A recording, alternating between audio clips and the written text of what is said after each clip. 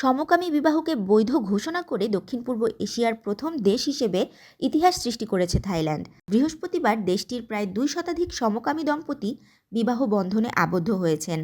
এটি LGBTQ+ সম্প্রদায়ের জন্য এক বিশাল অর্জন, যারা 1 দশকেরও বেশি সময় ধরে সমকামী বিবাহের বৈধতার জন্য লড়াই করে আসছে।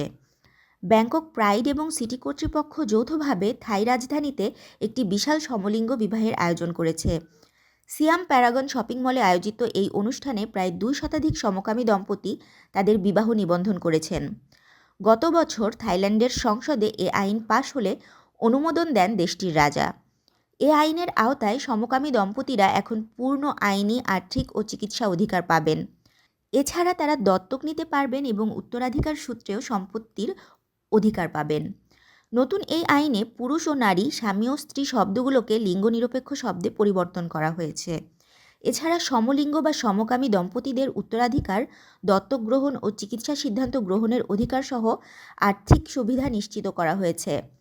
প্রধানমন্ত্রী শিনাওয়াত্রা গত সপ্তাহে LGBTQ+ সম্প্রদায়ের সদস্যদের স্বাগত জানিয়ে বলেন, এ আইন প্রমাণ করে থাইল্যান্ড বৈচিত্র্য গ্রহণ করতে প্রস্তুত এবং সব ধরনের মানুষের অধিকার এখানে রয়েছে। তবে সমকামী বিবাহের বৈধতা পেলেও থাইল্যান্ডের LGBTQ+ সম্প্রদায়ের অন্যান্য অংশ, বিশেষত ট্রান্সজেন্ডারদের জন্য এখনও অনেক পথ পাড়ি দিতে হবে, কারণ সমকামী বিবাহের বৈধতা পেলেও ট্রান্সজেন্ডারদের লিঙ্গ পরিচয়ের ব্যাপারটি এখনও বৈধতা পায়নি।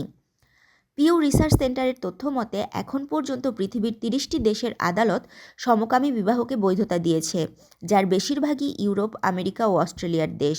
এশিয়ার মধ্যে থাইল্যান্ডের আগে 2019 সালে তাইওয়ান ও 2023 সালে নেপাল সমকামী বিবাহকে বৈধ ঘোষণা করে।